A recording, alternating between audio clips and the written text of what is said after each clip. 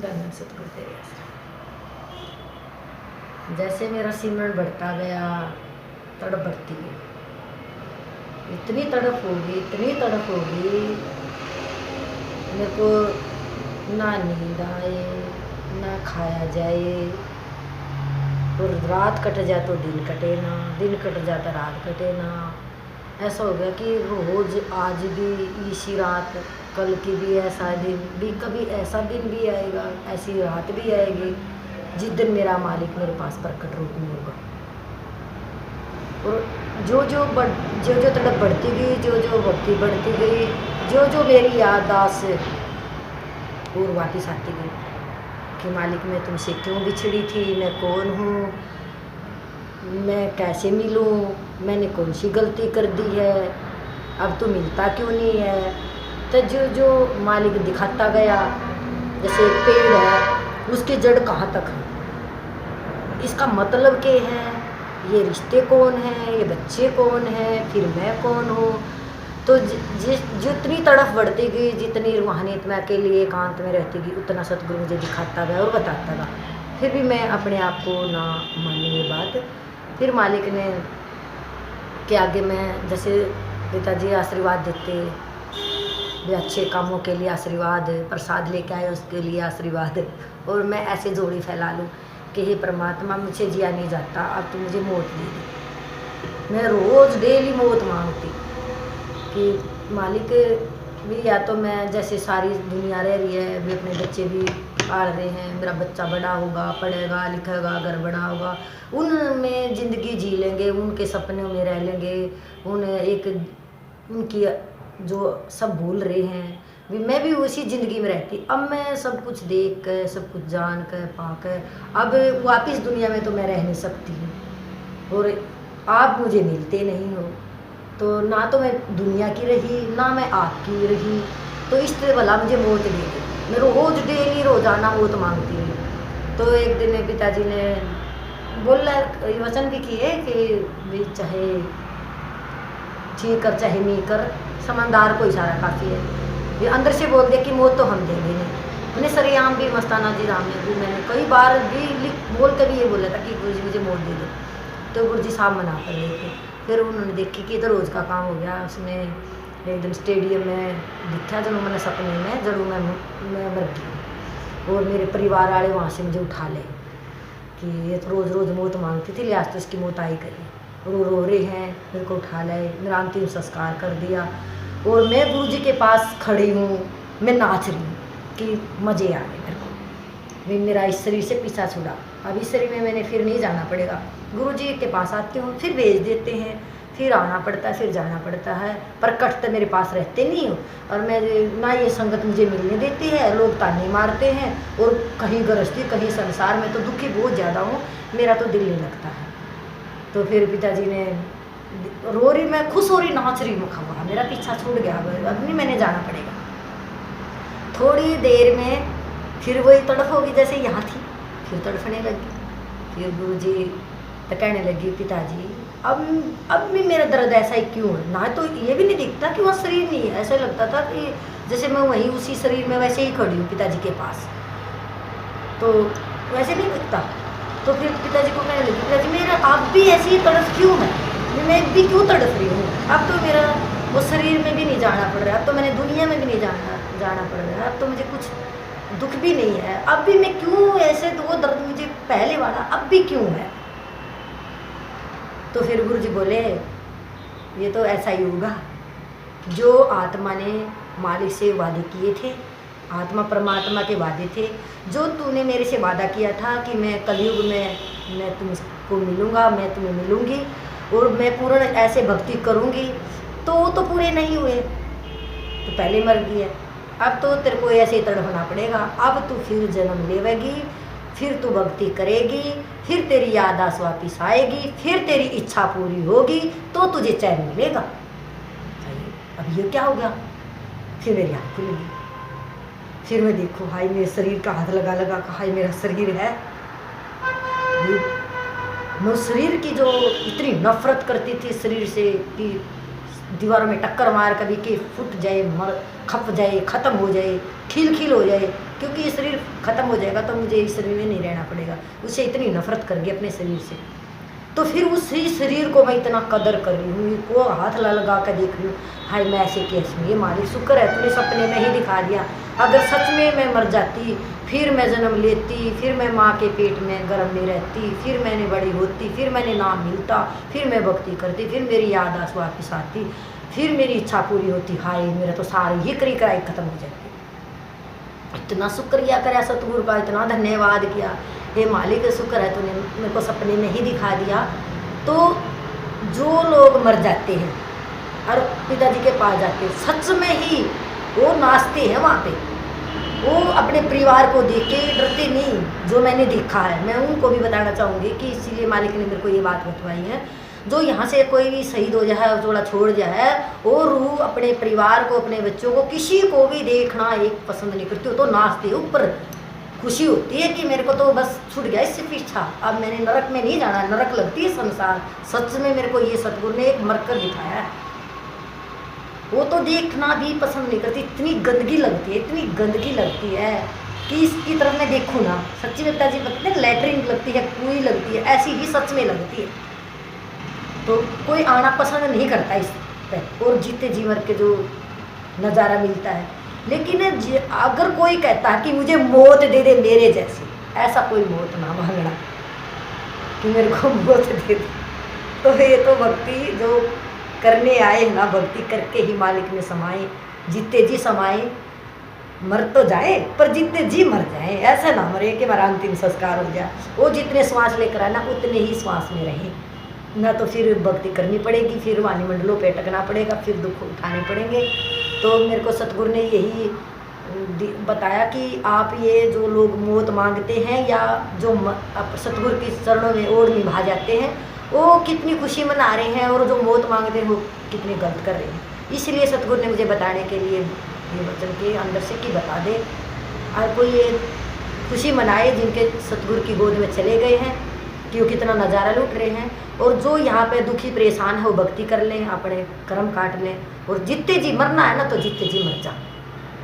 दिल करता है ना मरने का, तो जितने जी मर के देख जो क्या नज़ारा है इस दुनिया में, फिर मौत का डर ही नहीं है। मौत तो अपनी सहेली हो जाए, ये तो मेरी सहेली है, कब आएगी ये, इतना प्यार, मौत से प्यार। मौत से तो कोई प्यार नहीं करता, लेकिन सच में मौत से प्रेम है कि क्या करना है, मौत क्या है, भी पिताजी के साथ तो रहना है, उसमें तो इतनी नज़ारे हैं, और इस दुनिया में तो दर दर के धक्के हैं, खुशी है ही नहीं, कोई अपना है ही नहीं, किसी को भी अपनी दर्द है, तड़फ है पिताजी के लिए, अगर कोई समझने वाला ही नहीं है उस दर्द को, दुनिया के दर्द को तो बता देंगे पथरी का दर्द है, हाँ सच्ची में दर्द है, इसकी कोई दवाई है, टिक्का है, लेकिन पिताजी का तड़फ है, दर्द है, उस दर्द को तो कोई सोचता ही नहीं भी ऐसा दर्द भी होता है।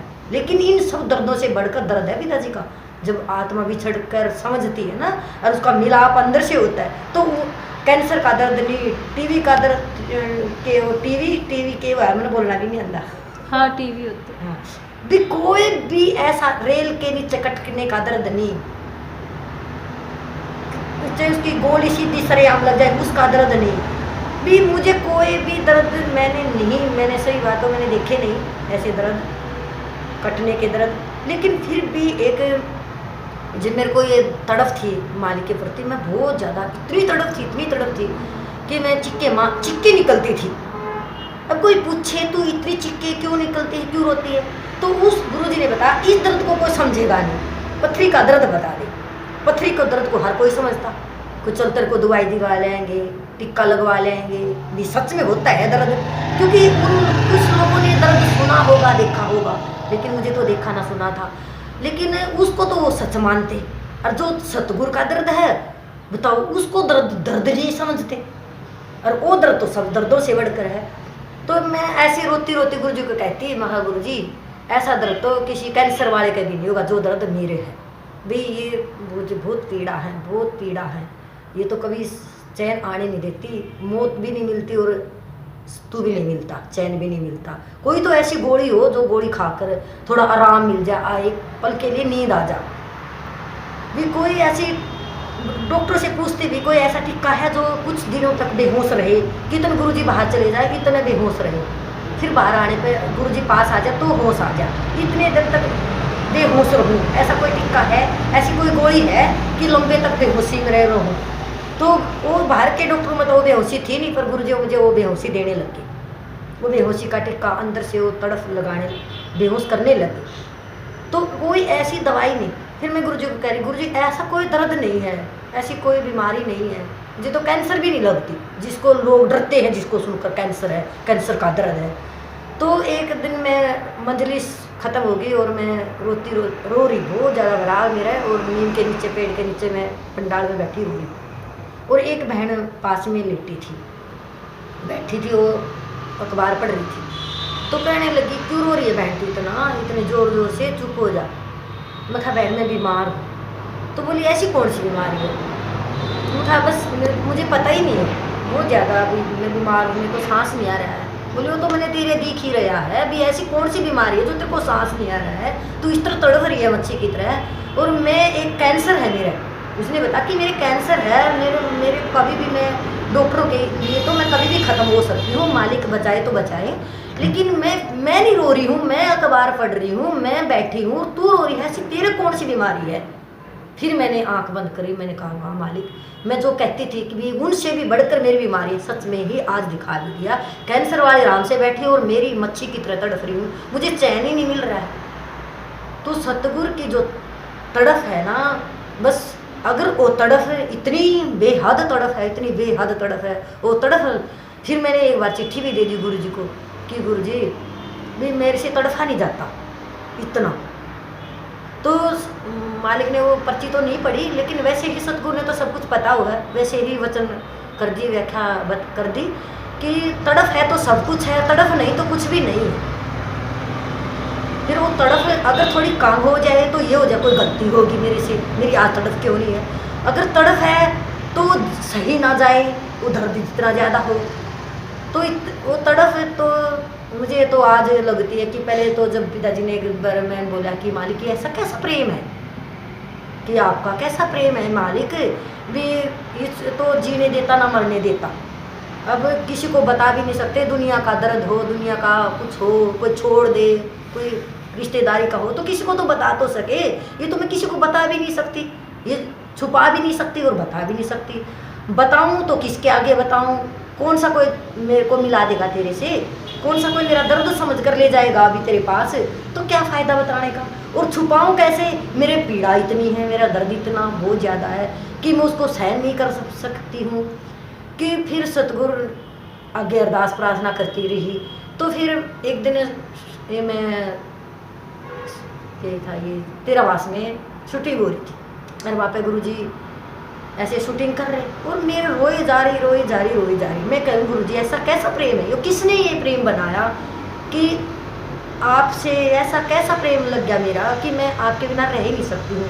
आप मेरे पास आ जाओ तो भी मैं रो रही हूँ, दूर चले गए तो भी मैं रो रही हूँ, कि मुझे तो मैं तड़फ इतनी होगी है कि कैसे भी मुझे चैन नहीं मिलता है। ये कैसा प्यार है, मैं इसने बेहाल कर दी हूँ। हे परमात्मा ये किसने बना था, पिताजी बता दो।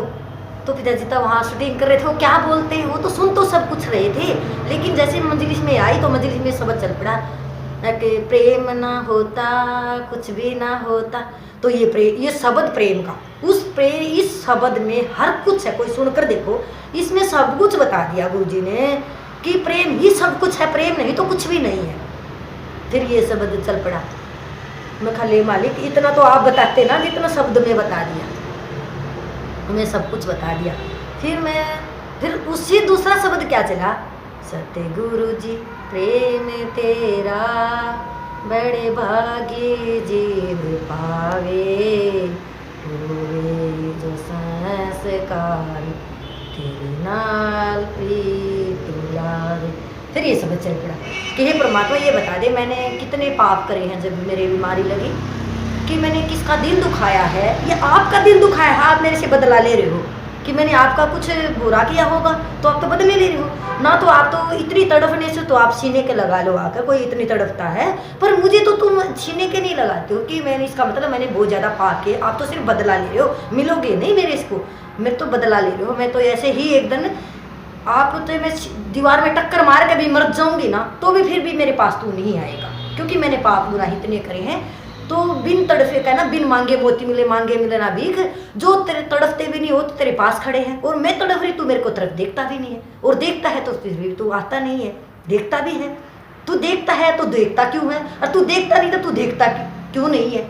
कैसे भी टिकने ना दे सतगुरु को आत्मा, किसी भी पास से ना उसको चैन आने दे। कह दे गुरु जी अगर मेरा प्रेम सच्चा है तो तू यहाँ आ जा। गुरु जी आ गए, आगे तो आ तो गए, तो मुझे सीने से क्यों नहीं लगाए। तो उसको कैसे भी आत्मा कहीं भी सब्र नहीं करती। तू मेरे को बता दे मैं कौन हूँ, बता दिया तो ना ही मैं नहीं मानती, ना बताए तो तू बताता नहीं है। तो किसी पास से भी आत्मा की जब तड़प चलती है ना, तो उसको तो भगवान भी नहीं, उसको तो अपनी अपनी भगवान की तो सुनती ही नहीं। मैंने सिर्फ अपनी अपनी गाती रहती, भगवान की तो मैंने सुनती नहीं। फिर मालिक ने बताया कि जैसे आत्मा तड़पती है ना, भगवान भी ऐसे ही तड़पते हैं। ये एक तरफ से नहीं होता प्रेम, सतगुरु ही प्रेम।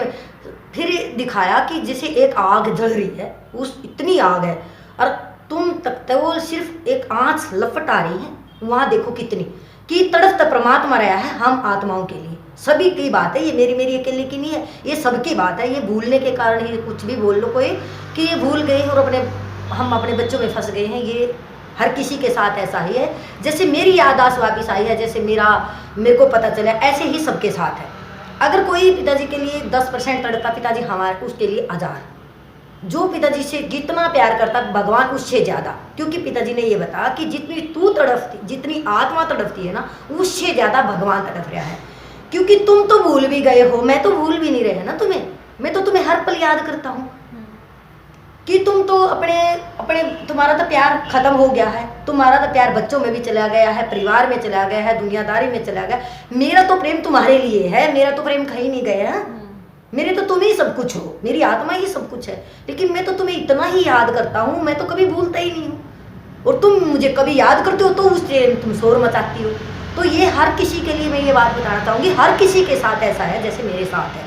हर कोई आत्मा जब अपने मालिक की याद करे तड़पे, तो हर किसी के साथ ऐसा होगा कि उसकी जो प्रेम अंदर का है, जो सतगुरु जो समझाता है, जो तड़फ लगती है, फिर वो ये भी नहीं समझती कि ये सारी संगत का मालिक है, सारी संसार का मालिक है। उसको ये भी नहीं दिखता, मुझे ये भी नहीं दिखता था, मैं इतनी अंधी हो गई थी, मुझे कुछ नहीं नजर आता था कि ये संत है, इसकी सारी संगत है, ये परमात्मा है, सारी सृष्टि के लिए आए हैं। इतनी अंधी होगी, बस मैं और तू, बस तू इनको छोड़ दे और मेरे पास आकर रहने लग जा। ये संगत क्यों दिखती है तुम्हें, संगत क्यों दिखती है। अब मेरे को गुरुजी ने दिखा कि संगत, फिर जब और आगे आत्मा का प्रेम गया और आगे अंदरूनी की चढ़ाई हुई, फिर मालिक ने ज्ञान कराया कि ये पागल आत्मा, ये मैं तू तो मेरे को मिल गई, ये सारी संगत तो मुझे सब सारी चाहिए। जैसे कहे ना कि कभी बैसाख के कोठे पे गया था, कोर्से वाली चाहिए, मुझे तो सभी चाहिए, उनको तो सारी आत्मा चाहिए, एक आत्मा से उसको सब्र नहीं मिलता। जैसे मालिक ने बताया कि जैसे आत्मा अपने परमात्मा के में समा गई तो उसकी तो शक्ति बढ़ गई ना, उसकी जो बिछड़ी आत्मा थी उसमें आ गई, उसकी तो शक्ति और बढ़ गई, और जो और रह रही है वो तो उसकी शक्ति है, परमात्मा की शक्ति है आत्मा। अगर उसमें समाये तो उसकी शक्ति बढ़ती है। तो हमने तो एक शरीर काल को दे रखा, उसमें काल भी, काम, क्रोध, लोभ, अहंकार, मोह, माया भी, और जब उससे छूट गए और वो मालिक में चली गई तो मालिक की शक्ति बढ़ गई, क्योंकि एक शरीर तो परमात्मा को मिल गया। तो ये जितने शरीर है ना, ये परमात्मा को चाहिए, मालिक सबसे ऐसा चाहता। फिर मालिक ने समझाई कि ये बोली आत्मा, मैंने तो जैसे तू मिली ना, ऐसे सारी आत्मा मुझे मिले, मुझे तब सुकून मिलेगा, तब मैं सुखी होऊंगा, तब सारी आत्मा भक्ति करने लग जाए और बेगमपुर की बादशाह हो जो सारी मुझ में जितने जी समा जाए। जितने जी समाओ, अगर मरना तो जितने जी समाओ। धन धन सतगुरु तेरा ही आशीर्वाद।